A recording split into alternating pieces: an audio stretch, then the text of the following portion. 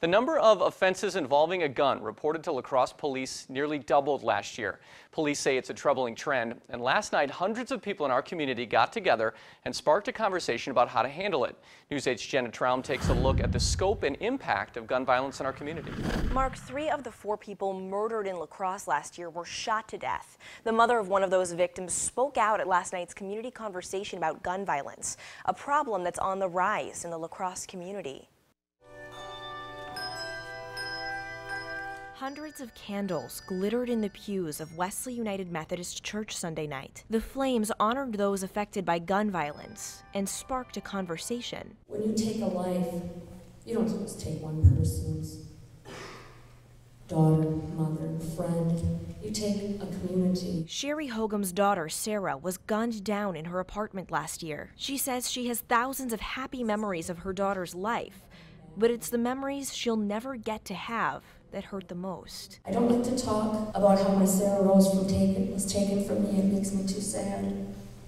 Violence has personally touched my world.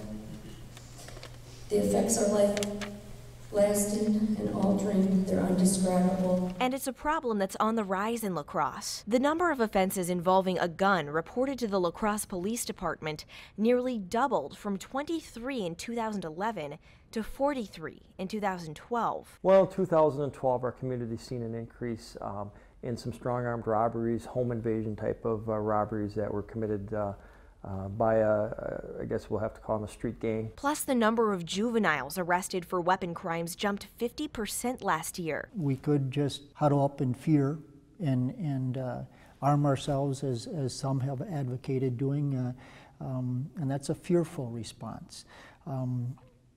But what about the hopeful? Pastor Kent Johnson is the chair of the La Crosse Interfaith Justice and Peace Network, and he says Sunday night's vigil brought together views from across the board on how to end gun violence. Part of the things we can do is listen to people who are gun owners and people who cherish that right. But I also think there's a limit. There's some things that seem to be reasonable between hunting and war. Because these community conversations just might be the first step in preventing the kind of violence that took the life of a young woman who was loved by so many.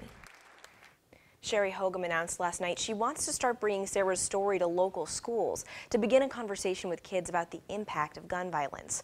Police tell me it's also important that parents talk to their children about the problem. All right, thank you, Jenna. A bill failed in Congress last week that would have tightened restrictions on gun ownership.